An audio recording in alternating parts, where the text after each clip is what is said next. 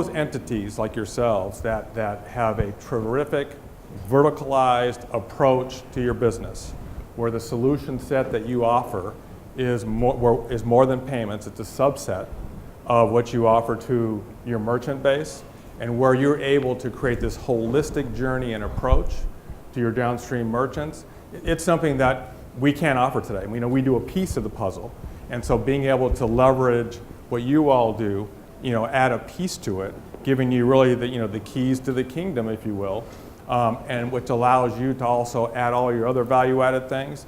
To me, that's terrific. But what I see is people really don't put a roadmap together for what it means to be a payment facilitator. Right? They might have a great roadmap for their platform, but they don't have a roadmap for a payment facilitator. So that's why it becomes hard. So I'm going to argue that you need to get your toe in the water and start with certain processes first before you jump right into the main pool and become a payment facilitator. Is it really as hard and scary and complex as people are saying? So I think it depends. Again, it's the level of development where an ISV, a developer, has evolved in their own organization. And it very much depends on where they are in that journey. If you're a robust organization, already know the financial world, and already doing a lot of the intricacies, elements that are required of a payment facilitator, the answer is no, because you already know it. Well, I do think it's hard. And I think I've run into very few ISVs that actually really understand payment facilitation. And let's just walk through some of the big things for a second. First of all, this whole concept that I'm going to really understand and know my sub-merchant, I think is a fatal flaw a lot of folks make, right? You're also responsible now for the payouts to the merchants. You're responsible for reconciliation of the merchants. So I've been into a lot of payment facilitators today that are thinking of not becoming payment facilitators who just don't reconcile their books. They don't reconcile the payouts. They don't have the right experience in there. They don't understand what they're doing. So now we're going to get into revenue and valuation. Ralph, you heard some people, myself included, say that a SaaS company can really increase their valuation. If that SaaS company takes the $30 million check and doesn't take the $50 million check that costs them some money, what happens to their valuation and why? Yeah, so good question.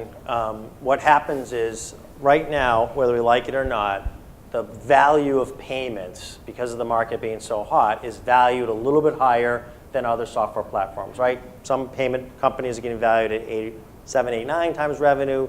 Software platforms might be 5 or 6 times revenue. So the obvious math is that extra 20 million is worth more revenue, and I can sell my business for a higher multiple. Okay. So well, I think the argument is that all 70, the argument that you're, or all 50, whatever number you were using, the argument is all 50 is worth 50 more. Is worth more money, and I'm agreeing with that argument. Yeah. I think that's the market. That's kind of a fact. I mean, it's hard to argue with that. So you do get a higher multiple on that money. That is true, and that's why a lot of people start to move down that path.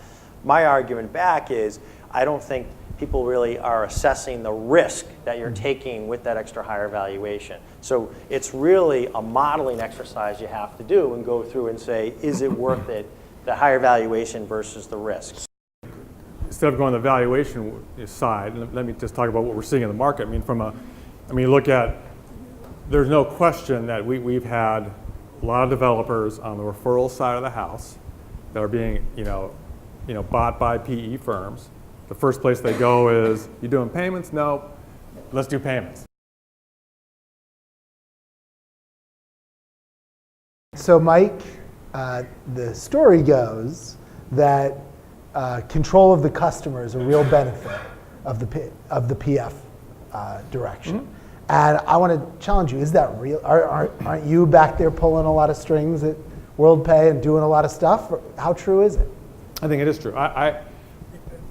My background is actually a retailer, so I view what we do as behind the scenes, and I think your brands are what's important. We need to be the entity behind the scenes that is making your brand stand up in front of your sub-merchant base, period. And so all the different things that we do, not to use the word facilitate, but I'll use it because we have to facilitate that experience for you to make sure that that sub-merchant, I mean, they don't know us. They don't know us at all. Shouldn't know us. And so everything that we do has to help you, make your brand even better in the marketplace. And we have to continue to look to add functionality that helps you. So how do you argue that one? When you talk about customer experience, I'll give you one. I think that internationally, I think it's very possible by knowing regulations in a lot of different places. That's pretty self-evident. But how do you argue with the control of the customer? Well, again, if we start with international, I think that becomes pretty easy where, I don't know, unless you're of size to go out and become a payment facilitator in all these different countries, again, I think we've done 10 countries and we have 30 banks. Our view is we could work with an ISV, partner with them, give them a revenue share of that, and take the burden and cost out of their hands. So I think it really depends on what country and what your plan is and where you're going. Obviously, if you're in one country and you're really strong, there becomes a much more biased case to trying to do it yourself. But even in that case, I'm saying you got to take your time, you got to do it with a thoughtful plan, and it's got to be done right.